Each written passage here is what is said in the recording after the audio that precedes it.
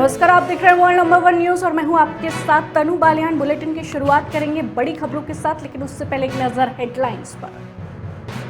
प्रधानमंत्री मोदी की कनाडा यात्रा शुरू। G7 शिखर सम्मेलन में हिस्सा लेने कनाडा पहुंचे पीएम मोदी। वैश्विक मुद्दों पर होगी चर्चा। ईरान इजरायल तनाव चरम पर। इजरायली हमलों के डर से ईरान में उड़ानें निलंबित। अमेरिका ने इजरायल का समर्थन दोहराया। अहमदाबाद विमान हादसे में एयर इंडिया की बोइंग 7878 क्रैश। पूर्व गुजरात सीएम विजय रूपाणी समेत कई की मौत। मध्य प्रदेश लाडली बहना योजना के तहत 27 लाख महिलाओं के खातों में 1250 रुपए और बोनस राशि जमा होगी। जम्मू कश्मीर में पहलगाम आतंकी हमले के बाद भारत पाकिस्तान तनाव बढ़ गया है। भारत ने आतंकी ठिकानों पर कार्रवाई की है। चलिए रुक कर लेते हैं खबरों का। शुरुआत करेंगे बड़ी खबर के साथ। प्रधानमंत्री नरेंद्र मोदी 3 देशों की यात्रा के पहले चरण में कनाडा पहुंचे। कनानिस में आयोजित G7 शिखर सम्मेलन में वे जलवायु परिवर्तन, व्यापार और सुरक्षा जैसे वैश्विक मुद्दों पर चर्चा करेंगे।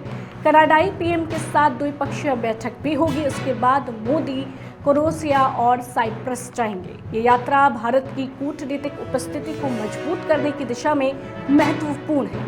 विशेषज्ञ इसे वैश्विक मंच पर भारत की बढ़ती भूमिका से जोड़ रहे हैं।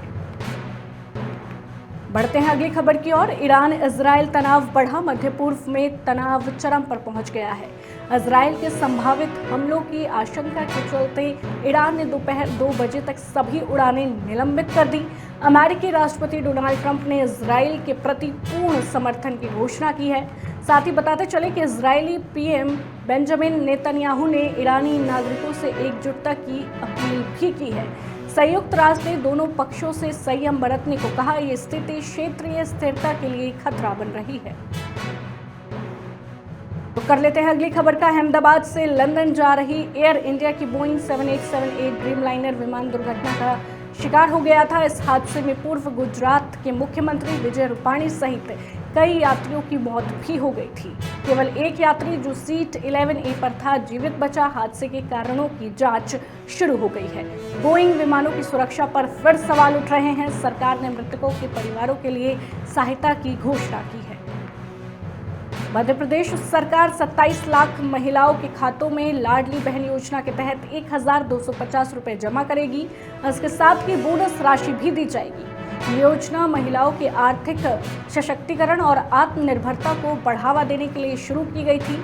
मुख्यमंत्री मोहन यादव ने इसे राज्य की प्राथमिकता बताया। योजना से ग्रामीण और शहरी क्षेत्रों की महिलाएं लाभान्वित हो रही हैं।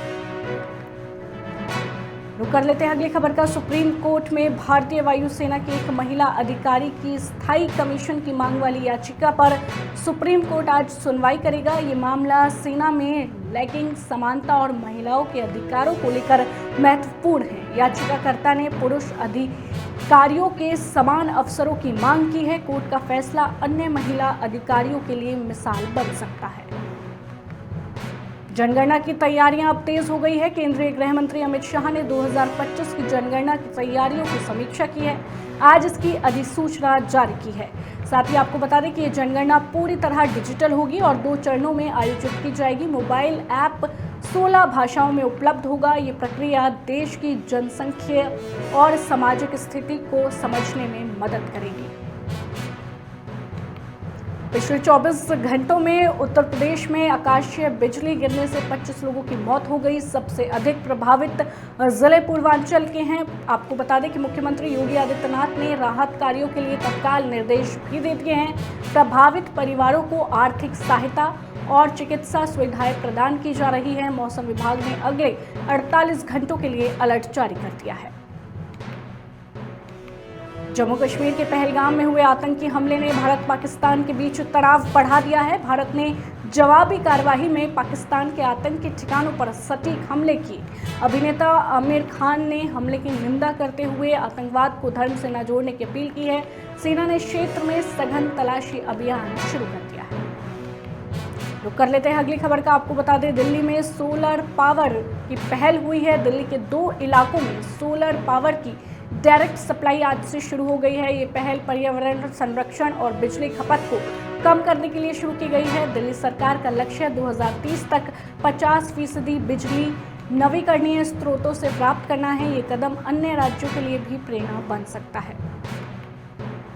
साबरमती जेल में बंद गैंगस्टर लॉरेंस बिश्नोई और कनाडा में रह रहे गोल्डी बराड़ के बीच दरार की खबरें सामने आ रही हैं।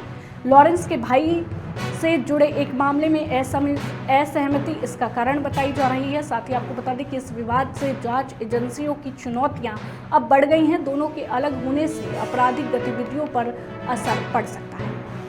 फिलहाल के लिए इस बुलेटिन में इतना ही। देश दुनिया की तमाम बड़ी खबरों को जानने के लिए आप जुड़े रहिए हमारे साथ और देखते रहिए वन न्यूज़।